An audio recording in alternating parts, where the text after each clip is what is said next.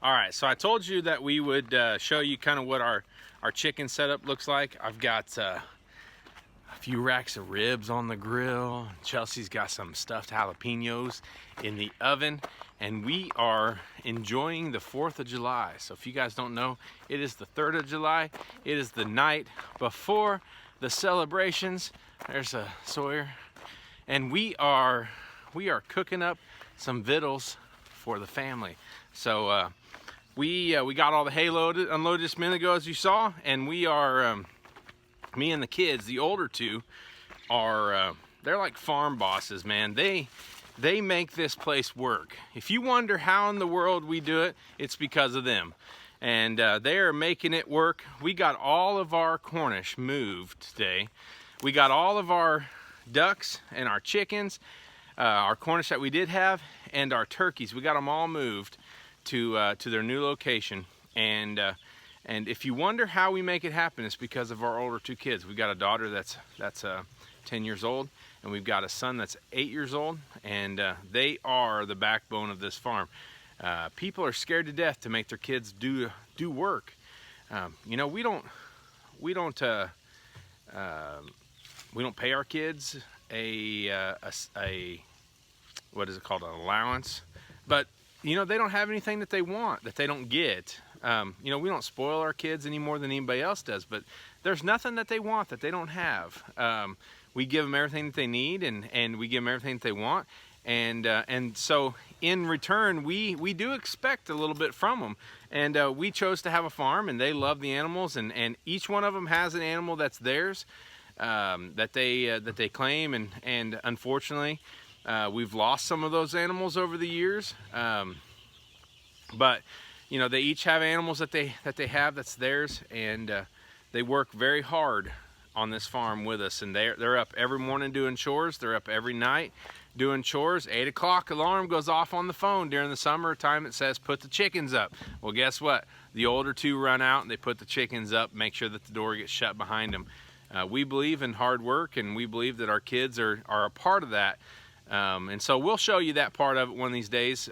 We'll give you kind of a rundown of what a day looks like, as far as chores and things like that go, in the household here in the farm. But we wanted to show you right now where the Cornish cross got moved to. So give me 1 second, I'll show you where that's at.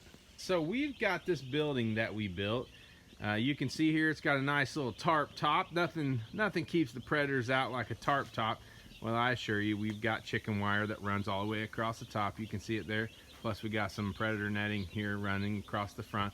But our building here is made out of pallets. There's a place in the city that sells 4 by 16 foot pallets, and so they'll give them away. If you'll come get them, they'll give them away. And I took an entire trailer load full of them, and it stood as tall as my truck. And I brought them home, and we dismantled those. They came with all of the 4x4s that you see here. That's a 4x4 right here, and that's a 4x4. And then these are the pallet slats. I'm not really much of a pallet furniture kind of guy, but this little chicken coop worked well. And you can see right there, there's a hinge right in front of that brick. That brick kind of holds that door closed, so it keeps predators out. We've had problems with coons just like anybody else does. But and in the end here, we wanted to keep that open so that we got plenty of ventilation, because you know, in Missouri, the part of Missouri that we're in, it gets hot. It was like 91 degrees today, and so we kept that ventilation open. Both sides have that same ventilation, but we went ahead and put some chicken cloth around it. Guys, this is about as simple as you can get. It doesn't have to be pretty. It doesn't have to be, you know, store-bought. It doesn't have to cost you thousands and thousands of dollars. This did not cost us a dime outside of the cost of the chicken wire. And I think a 50-foot roll of chicken wire might cost 30 bucks, something like that. And I think I might have a couple of dollars in the hinges that you see there on the door. That's a piece of OSB that we used for roofing whenever we put the roof on our house. So anyways, right now this is about 10 foot tall, and it's about 4.5 foot wide. You can see my daughter's head there as she puts the water container, we got a 5-gallon water that we're putting in there. Those are nesting boxes from where we had other chickens that we had put in here at one time. We're going to move those over to the other pen one of the days this week. But you can kind of see the fenced off area. I know you can't really see the fence right here, but there's a fence standing here. You can see that board. That board goes up to the top of the fence, runs down to the ground. It holds it to that building.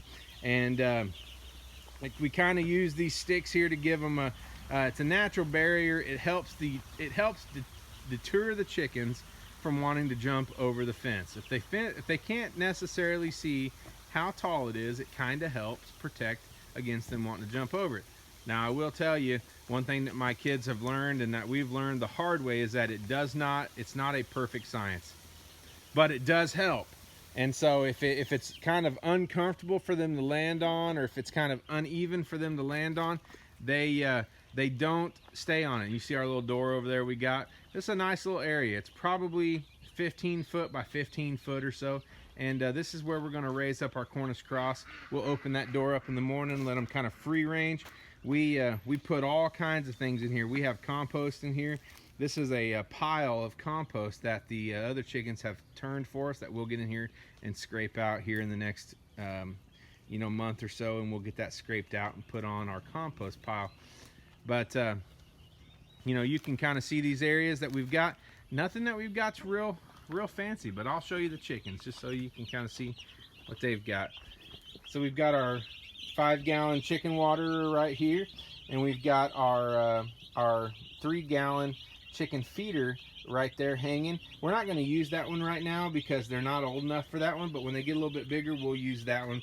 That takes about 6 ounces of feed, and I know right now that would take forever for them to eat, but give it a couple of weeks and they'll eat through that in just a few hours. So right now we have this little feeder going here. You can see them just voraciously attacking that feed in there. But we have this nice little lip. It's not quite an entire, it's a little over a foot, I guess, from there to there.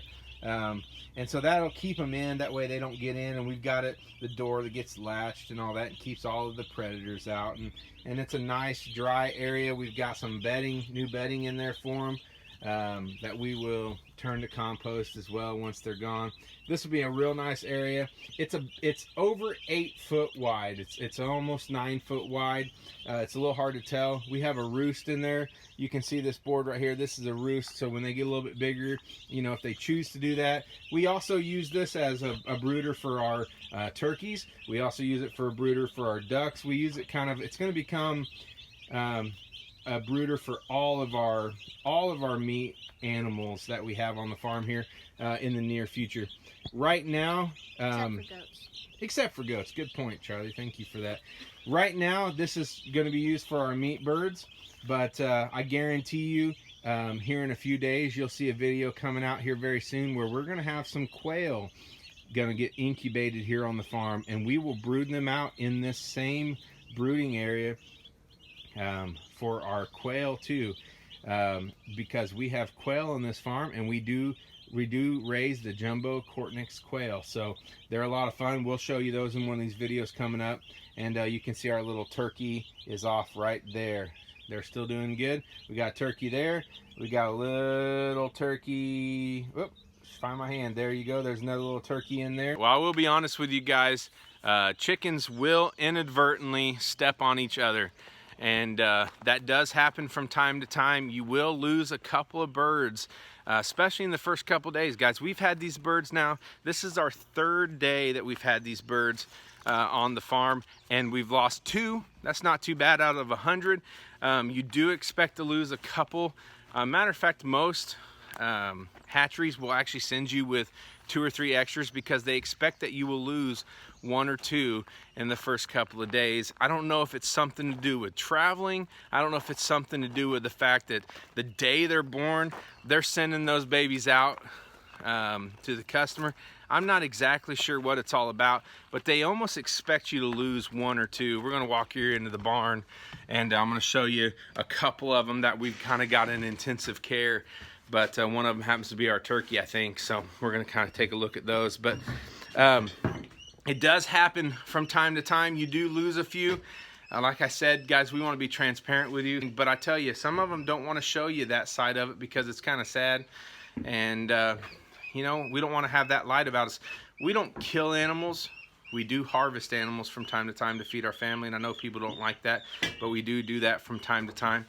But we try to take care of them. We try to love them. We try to give them a good home. So I want to show you these guys. We've got a couple in here that we're going to let kind of rehabilitate. They got a little cramped. Like I said, we're 3 days in and we realized it's a little tight cramp for 100 birds. So we went ahead and moved them out to the bigger brooder to give them more room. So hang on with me 1 second as I switch this around. As you can see here, we've got a couple. This little one here is one of our little turkeys that we've gotten, and this here is one of our Cornish cross. There's not really much wrong with them. They got a little bit crowded in here. Like I said, it got a little hot for them. You can tell they got a little bit wet just because it's so warm, and they needed some more bedding. So we're going to go ahead and add some more bedding to this just to go ahead and give them a nice place to run around. But you see, we got them water, we got them food. We just moved them out here about 20 minutes ago or so, and they seem to be up and around doing well. The little turkey's doing well. You can see them over there moving around. The little turkey's doing good. They are, of course, yelling out for their brothers and sisters that they've been living with all this time, and we'll get them moved over tomorrow. We just want to give them a little bit of time. They were kind of weak acting. We want to give them a little bit of time to get strong again before we moved them out. So they're kind of like squished against the wall on the feeders. They were squished against the wall on the feeder. You heard my daughter there just say that. And we try to take care of them. We want to give them the best life that we can. We do realize these animals are they are designed to feed us, and we do realize that, but we want to respect them. We try to take care of them. We want to be respectful to what we have. We don't want to abuse them. We are not out to hurt these animals in any way, shape, or form. So we are trying to give them the best life that we can for the purpose that they are here for. We're out here again. It's the 3rd of July. Happy 4th of July to you and your family. Grandma, happy 4th of July. I wish we were there eating a turkey, or I'm sorry, a chicken breast. I forgot, it's chicken breast, isn't it? And drinking a nice cold beverage of choice, and sitting there in your kitchen. We missed that, and we need to come see you, and we're ready for all of this, how should I say it, craziness to calm down so we can come see you. But me and the kids, we're looking forward to it, and Chelsea, of course, wants to see Grandma. But hey, we wanted to show you what we've got cooking for dinner tonight. Now, I'm not a chef. We did own a restaurant for a little while, my dad did, and I had an opportunity to work there. And I did learn a lot from my dad. Most of us say we do.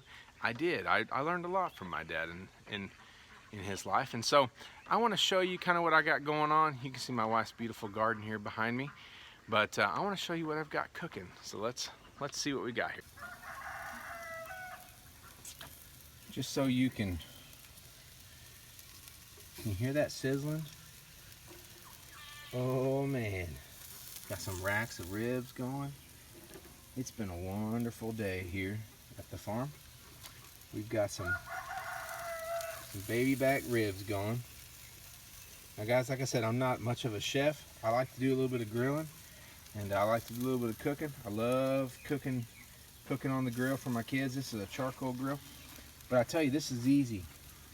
We buy these racks of ribs from the grocery store, and we love to cook them. But I tell you, this is an easy rub. There isn't a recipe for it. I don't know how to cook from a recipe. Maybe I'm not very intelligent. I'm not really sure what it is. But I tell you what, I can't cook from a recipe. So if you ask me how I did this, I can tell you what I think I did, but I can't necessarily tell you what I actually did. So if you ever come eat my food, you're gonna say, man, I want that recipe, and I'm gonna say, yeah, so do I. But anyhow, this is approximately 1 tablespoon of garlic powder, approximately 1 tablespoon of onion powder, approximately 2 tablespoons of brown sugar, and approximately a tablespoon of seasoning salt. And then there's approximately a tablespoon of chili powder. I like the chipotle chili powder because it gives a nice little warm kick. And about a tablespoon or so of salt, and about a tablespoon or so of pepper. So you really can't mess that up. Outside of the 2 tablespoons of brown sugar, that's about the extent of everything else is a tablespoon. And I set these suckers on here. It got me a nice flame going. You can see the flame roaring. I'll need to shut this so that flame goes out so we don't get any burnt little charred ends. Those ribs that we made yesterday for the our celebration of the 4th, they were so exciting that we just couldn't help but eat all of them. Well, actually, we made 3 ribs, and we had 1 left over, and they were amazing. The rub was on point. You'll notice that I did mistakenly say 1 tablespoon of salt and 1 tablespoon of pepper. I meant 1 teaspoon. You can go ahead and try a tablespoon of salt if you want to. No, don't. Just don't do that. But it ain't gonna be no good. So anyways, I thought I'd go ahead and fix that. But guys, thanks for coming and hanging out with us. And like we always say, Live a good journey.